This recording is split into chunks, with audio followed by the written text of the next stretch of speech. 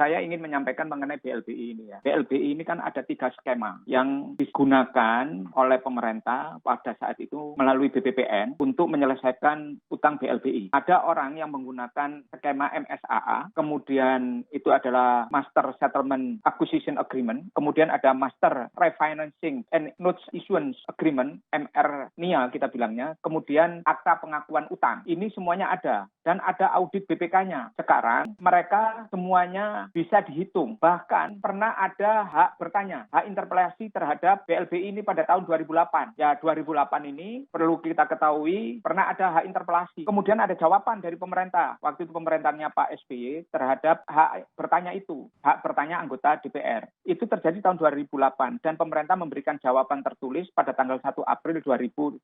Semuanya ada di sana. Kemudian berikutnya terhadap MSAA, MR-NIA, dan kemudian terhadap Akta Pengakuan Utang, itu kan PKPS-nya ada. Kemudian ada audit BPK. Hasil audit BPK ini tolong dibaca. Ada audit BPK nomor 34F /12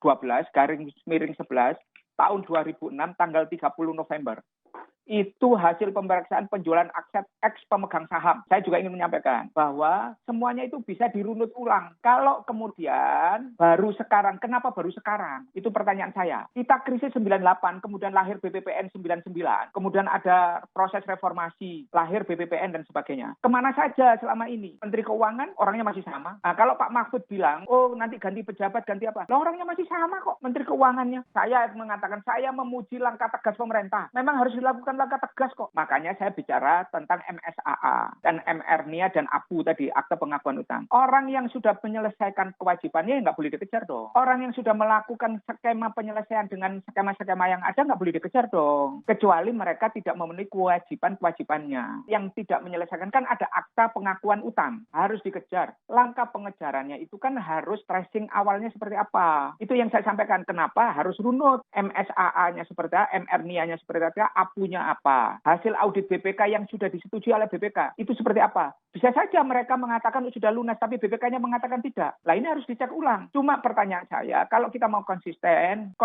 itu tidak hanya dinilai oh sekarang kita kejar. Enggak, konsisten terhadap aturan dan regulasinya. Terhadap penyelesaian krisis 98 itu ada TAP MPR-nya. Terus kemudian ada undang-undang pelaksananya.